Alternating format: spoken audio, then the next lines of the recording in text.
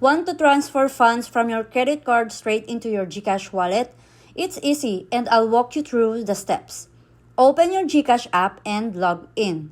Make sure your account is fully verified because linking a credit card requires a verified Gcash account.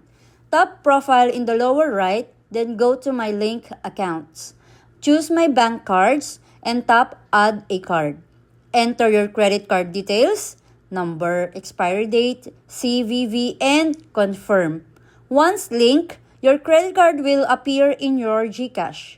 Go back to the home screen and tap Cash In.